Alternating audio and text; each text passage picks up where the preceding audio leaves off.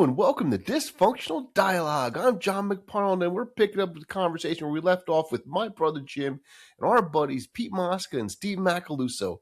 Enjoy. I don't know why this flashed into my head, but I remember being at Pete's house.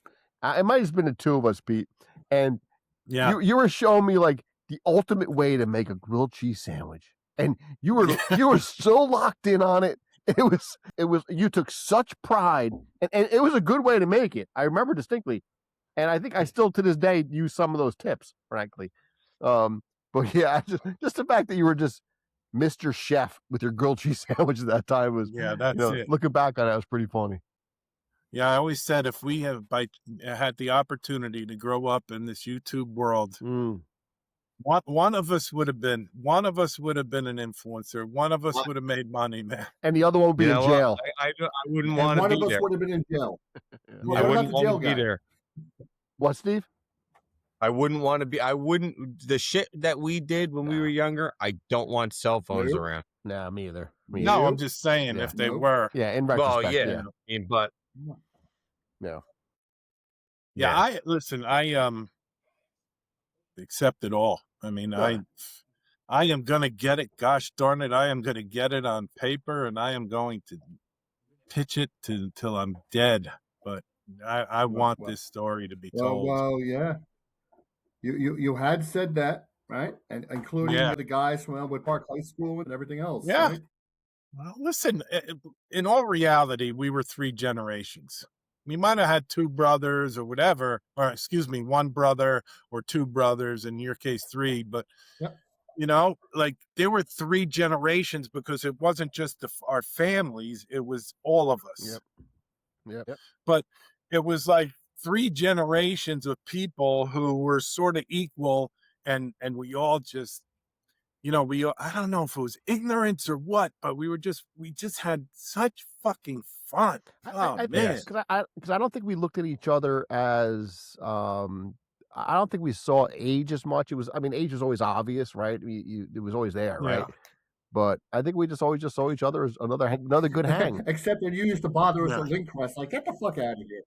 No, you don't. We never bothered you at Linkcrest. We were always stealth. You never knew we were there. You never bothered you. Get the hell out of here. You know what? It wasn't like we bothered you. No, you were very stealth. There, but you guys you accepted us.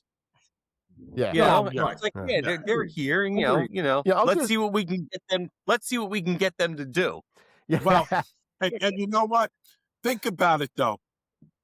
That's absolutely true. But after you've proven yourself, the dick shit kind of stopped, and you were just part of the group. That's right. It's like a college, where you have to go through initiation. Yeah, you guys passed with resounding. Well, think colors. about it. I think a lot of that. I think a lot of it happened in fumble tackle. I mean, Steve and I, think about how much smaller we were than you guys when we were playing that, right? We were a lot smaller. Steve in particular. You know what, John? That is so true. Yeah, what, Steve? They would hit us pretty hard. Yeah. But they also took care of us, too. Of course. Yeah. It wasn't like they hit us hard where like they were hitting each other. No, it wasn't malicious. They hit us hard enough to get the point across, but, to get the point across. No, but we would hit back. And we would hit back. Going to... as best we could. It's a swimming pool. Jim doesn't remember that. And I couldn't swim. Sharks and ghouls. You guys throw me in. You can't swim? What do you mean? Here, get in the fucking pool. See, Jim doesn't remember us going over his house at all. Does Pete remember that?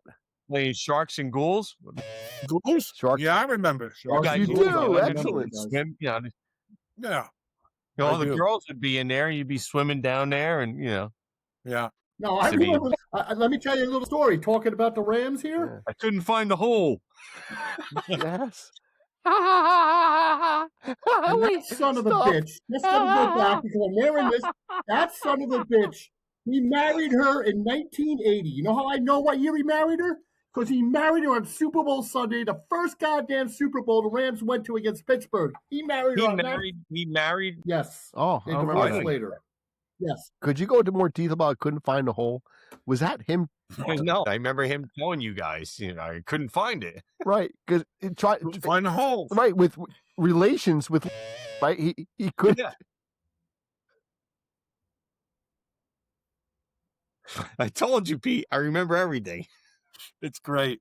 It is so good because, oh gosh, we used to get. I shouldn't say we. I used to get on a lot. Yeah. No, we did too. We did too. It was like 3 or 4 years older than us, Steve. And add 2 more years for you, and we would get on his case. He was an easy target. And sorry, I had to edit something out, but just love Pete's reaction. Right? Oh my God. That's right. Oh shit! Yeah. No. You lost Pete. You lost Pete. Oh shit. You lost. Whoa! No!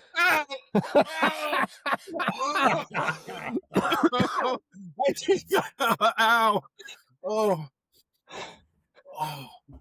Oh man! Yeah. Oh shit! Oh, too good. Too good. But he made up a lot of stories. Oh yeah. He always had these tall tales. Yeah, he did. Yeah, he was full of shit. Yeah. Which is why he was an easy target. That's the kind of guy he was. He just wasn't real.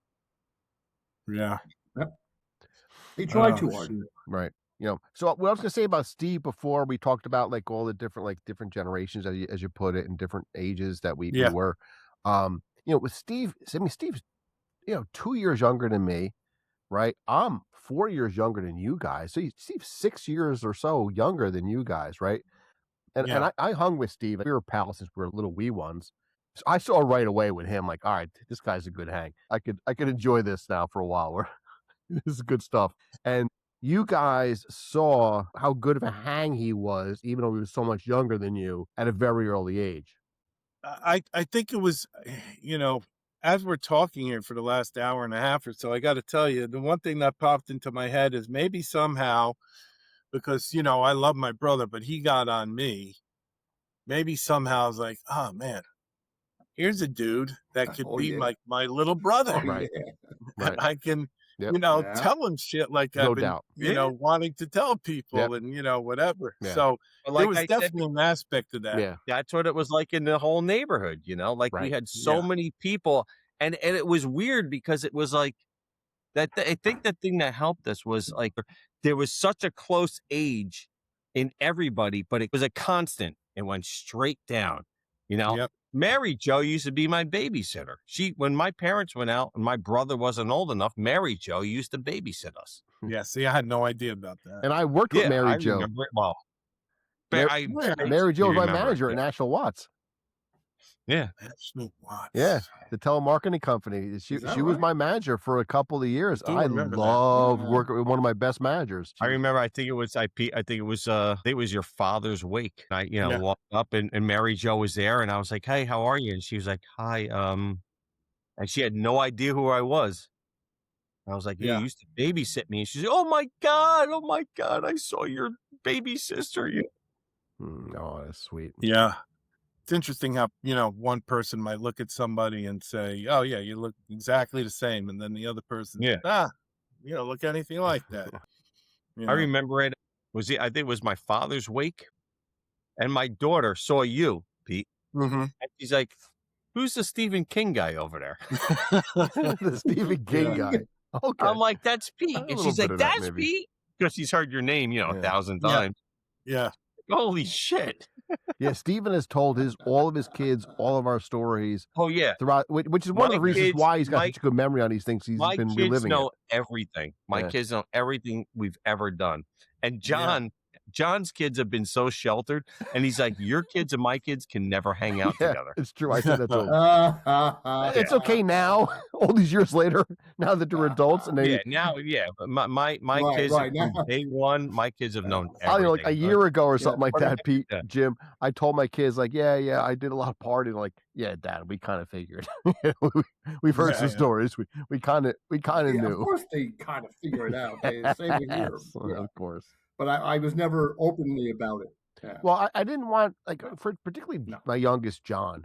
He very adventurous and stuff, very level-headed, mind you, but still very adventurous. I didn't want to be telling him some of the crazy, wild stories, and that he would try to emulate those stories. I mean, I have some fucking crazy stories, like hanging off the train, going over to the Niagara Gorge and shit like that. I didn't want him doing that stuff, so I try to kind of shelter him from that stuff. I get it. It's the same way with Shane.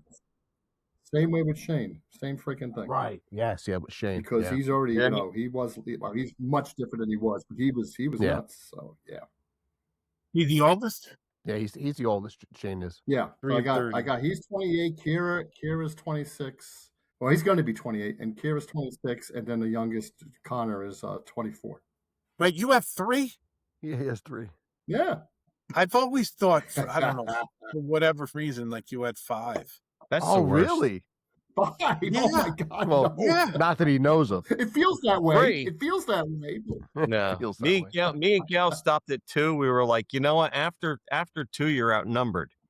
It's true. You know, they can always gang up on you. I joked that I told the doctor after John was born, my last one, third one, it was a C-section. I said, yeah, cut those tubes and take whatever remnants out there. Just burn those remnants because Daddy needs a nap. Yeah. After Megan was born, I told the doctor, yeah, give her to Bob Barker. The Bob Barker?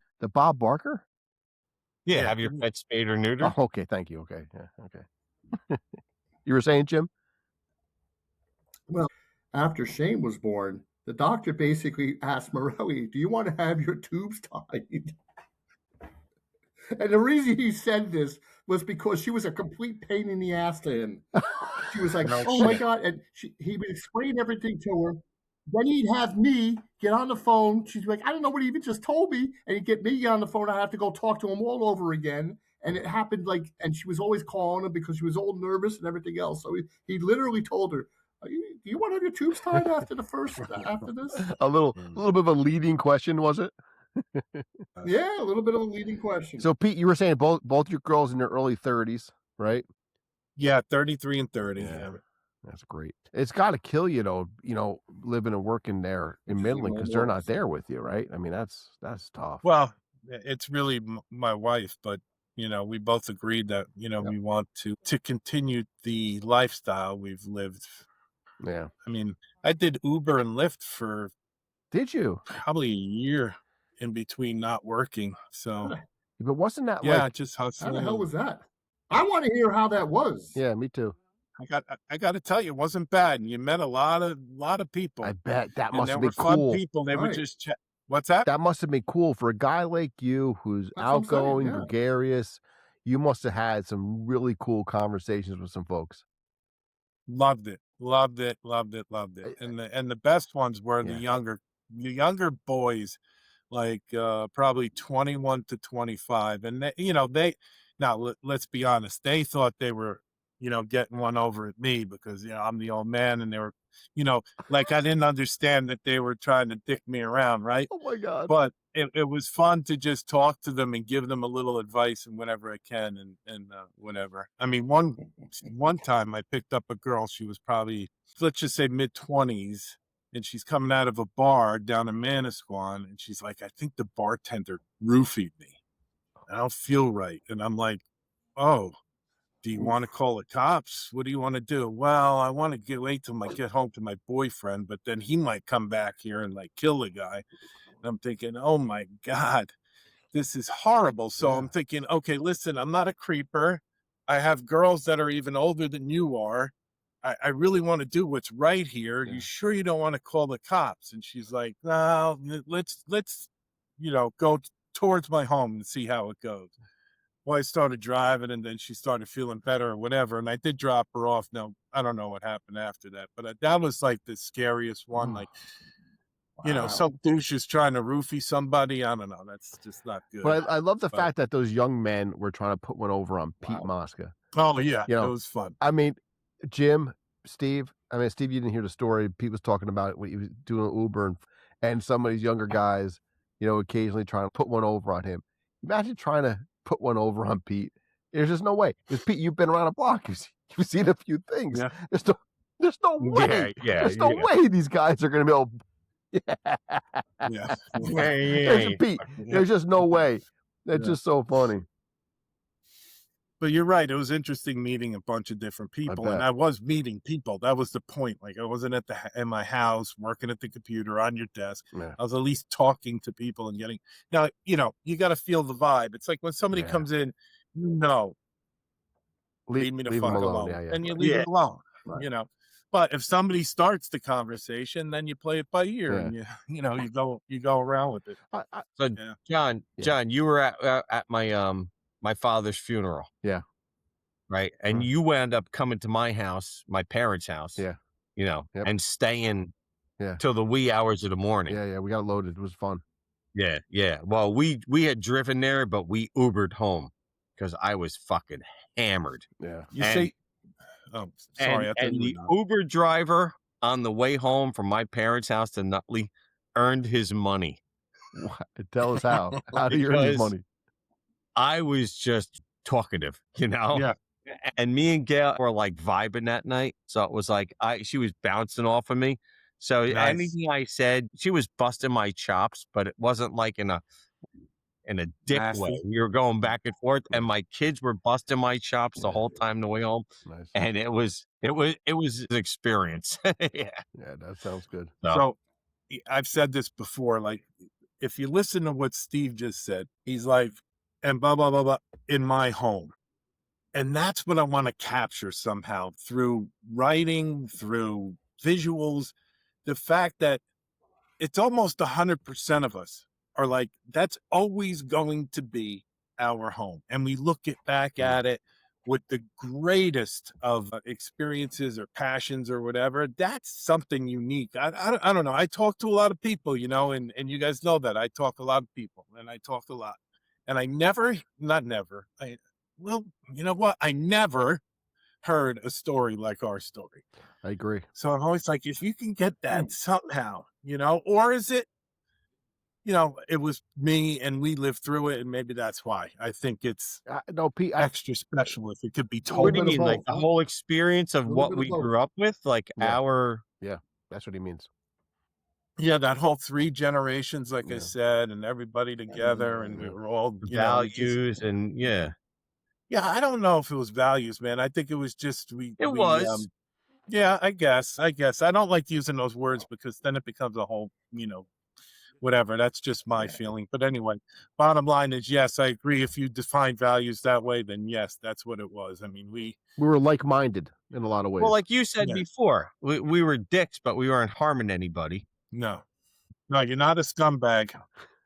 Might be not a scumbag. Might be asshole. We're not a scumbag. You could be an asshole, but definitely not a scumbag. No, until you're stealing money from your mother's apron, You learned that? Yeah, you heard that. Yeah. That's a fucked up story, man. I'm so glad that you allowed that one to go into the podcast, Pete, because that was a great story, and it's a learning lesson. It's a learning lesson for other people. Frankly, it's a learning lesson. Maybe, definitely, definitely. Bottom line is, it was a dick move made by a a 13-year-old. I guess what might have been at the time. But was it a dick move if you didn't know any better? What's that? Was it a dick move if you didn't know any better? He didn't know any better. Yeah, he knew better. He knew better. Jim. In fact, the experience. Can I just say the experience came from doing it to other people at St. Anne's during the basketball games, where we go downstairs and rifle through everybody's pockets when they were playing basketball. Listen, again, it's part of that entrepreneurial spirit, man. Exactly. So you guys didn't go one of my favorite lines, wallet, did you? Pete, one of my favorite lines from that last podcast that we did, me, you, and Jim, was, so what, John? I'm no longer an entrepreneur. Fucking floored me. Because I must have watched that like 6, 8 times, 9 times through the edits and stuff like that. Every time it was tickling me nice. What, John? I'm not an entrepreneur anymore. Yeah. Who's got a dog? I do. That's my dog. I don't know what the hell she's barking at. Jim's dog's a psychopath. It's not a dog. It's a gremlin. That's too kind. a sweet psychopath, but still a psychopath. Yeah, it's true. Sweet she's psychopath. Nuts. Yeah. No, you don't got to talk to me about barking. I have a poodle, so. Yeah, well, she's half poodle. The other part is the hound, but the problem is she's all hound brain. Psychopath. What's the matter? I don't know. Hey, Remember Morelli. Rocky? No, she's Morelli, looking you for the have dog any that's food in the barking. fridge? That's how I know Jimmy's wife. I know she makes awesome food. She does. Yeah. That's it. Oh God, That's all I yes. know. Yeah, Yes. she's a great cook. Yes. Do you have the guinea pig yet? Oh, I had that in Peru. Yeah, I mean, it was actually very good, but I'll never eat it again because it's basically a rat on a stick. Because they take all the fur off, they had the whole animal with a stick shoved right through it, and you just see the molars like, it's horrible to look at. Meanwhile, I looked at my youngest, Connor. I had it once. I can never do it again. He's over there like gnawing at the head. No shit. He got it again and again. There might be something to worry about there. I'm not sure. Yeah. It may be. That's a good. That's a good sign. Yeah. My nephew Patrick was dating a girl from Peru, and they were like, he's like, they want me to come over and have some guinea pig. And I'm like, really? He's like, yeah, I don't think we're gonna make it. And I don't think he ever did it. I think they broke up, and that was it. That was the cause of the breakup. Yeah. I mean, the other weird thing I ate was in France because I used to have to go to Paris all the time, and the one thing I ate was pig's balls. Oh, nice. It was actually very good. Didn't you fly on the Concorde? Yes, I did. Yes. Yeah. Big thing. Yeah, 60,000 feet. You look out, you see the purple sky, and they say that's right? outer space and stuff. So yeah. Right, John? What's that? Big plane, real fast. Yeah, Jim telling the story. Yes. So Big plane, Pete, me and Jim, like, I'll tell a story and I'll get colorful about it, and Jim will tell a story like, yeah, big plane went fast. that's what Steve's alluding to right now. We were up 60,000 feet. We were flying 100. Yeah, when you did that, I gotta say, yeah, we were definitely polar opposite. Pete, I was envious when I heard that you went on that plane. I was like, oh man, good for him. Yeah, why wasn't I sitting right next to him? And it was a wild ride. I have to admit, it was. All you heard the whole time was because it was so fast, going so fast that was the background noise the whole time. But the coolest part was looking out and seeing the purple sky because, like they said, that the purple sky was outer space, which is really cool.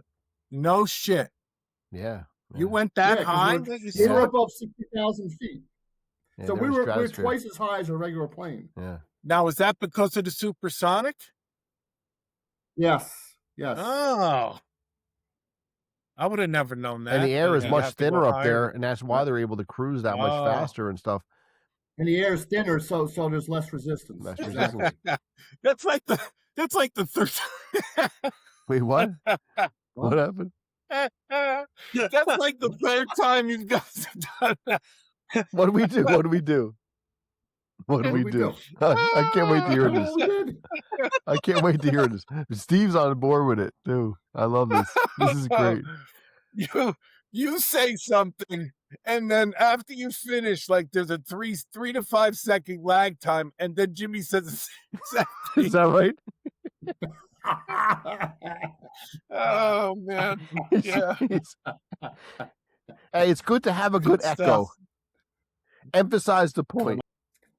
So, Mr. John, podcast host. Yes, sir. I know you had some notes. I know you had some ideas.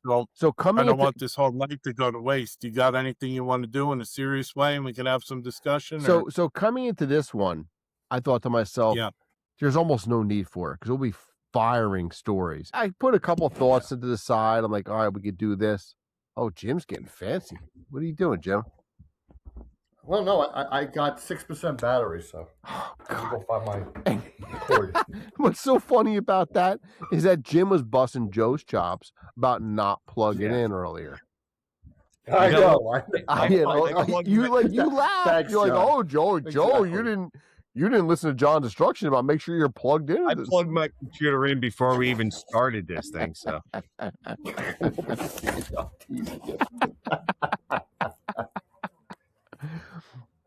So you want to try to get something like you can use?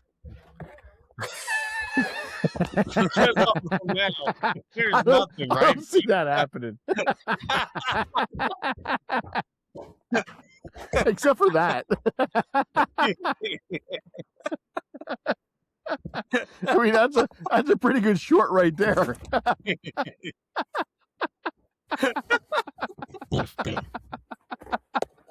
All right, I got about 20 seconds of usable material. Well, I told you that. I said we're going to do this for like 3.5 hours. You're in about 15 seconds. It is. Yeah, he's about to go. This is like a horror movie. Who's next?